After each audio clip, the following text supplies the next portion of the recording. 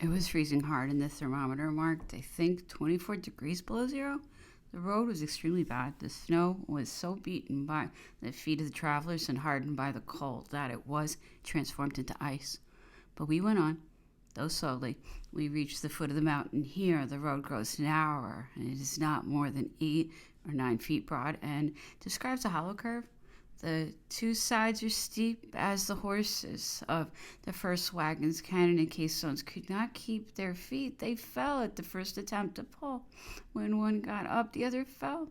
As the first and second wagons of the convoy stopped, all the others were prevented from advancing. Nobody could succeed. Moving ahead a few yards, men on foot, men on horseback, did the best they could to get out of the press, which grew worse from moment to moment and completely obstructed the entrance to the gorge. Some went to the right, some went to the left, some passed through the wagons. I was one of the latter. When I reached the top of the mountain, I let my horse have time to breathe, after which I went on.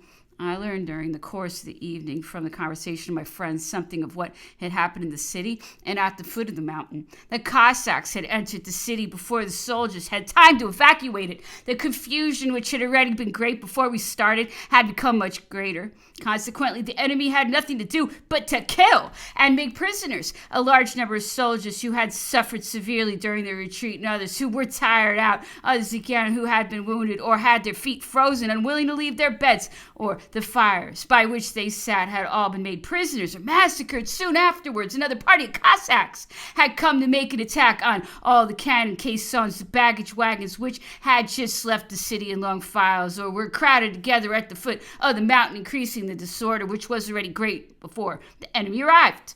The baggage wagons had been opened, and French and Russians had taken to pillaging them. One can imagine such a spectacle lighted only by scattering musket shots and the whiteness of the snow. The Russians must have seen the next morning from what they had captured before and what they had just taken, how much of the French army must remain in men, horses, cannon, caissons, and baggage. They must have found in the wagons belonging to the emperor's household tents, harnesses, saddles, silverware, coin money.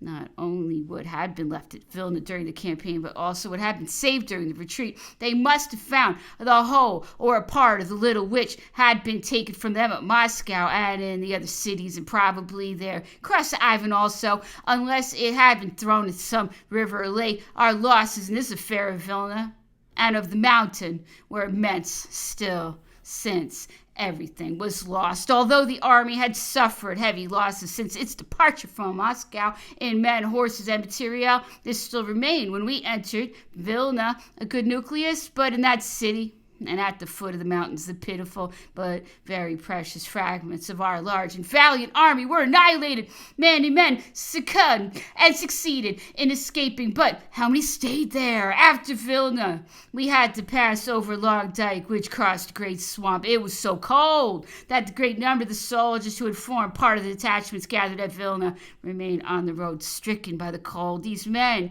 who had not to suffer like those who had come back from Moscow, would fall over forward, kick a little, and die. I have seen those who were nearest to them take off their greatcoats or their shoes, and they did not neglect to feel for their money belts. Everybody would step aside, going out of his way no more than not to walk on the dead or dying man for fear of falling down himself. A perfect indifference and extreme egotism was in all hearts. What could they have done to stop, to help? A poor devil meant losing time, getting oneself frozen. For woe to him who stayed still for a moment. He was quickly overcome. One had to keep moving all the time. Those who had made the campaign, being more accustomed to a cold temperature, stood it much better than the newcomers. At one of our last halting places, we were quartered in a good-sized farm. This farm, which was constructed of stone, had the appearance of a ruined castle. What was left of the foot guard, the grenadiers, the chasseurs had taken possession of the courtyards and had collected all the straw found in the barns to make beds for themselves around the fires. The next day, when it was time to go, I saw grenadiers who had not the courage to rise in order to save themselves from the fire which was spreading to the straw on which they were lying. The laziness, or, to speak more truthfully, the weakness and exhaustion were such that the greater part of these men had scarcely the strength to put their knapsacks on their shoulders and to take up their guns. How many arms must the enemy have found between Moscow and Niemen? For all the soldiers, except a very small number, had thrown away their arms or left them in their bivouacs. During the whole day which preceded our arrival at Kovno, the cold was excessively bitter. This showed in the marching column, which grew thinner as we advanced. Anyone who stopped not having the strength to march was a lost man, for the cold seized him quickly. How many soldiers were left on that road? Almost always went on foot, and only mounted my horse to rest a little, but I dismounted as soon as I felt my feet and hands getting numb, in spite of the pains I took to protect myself. I had 2 fingers frozen, the first and middle fingers on my left hand.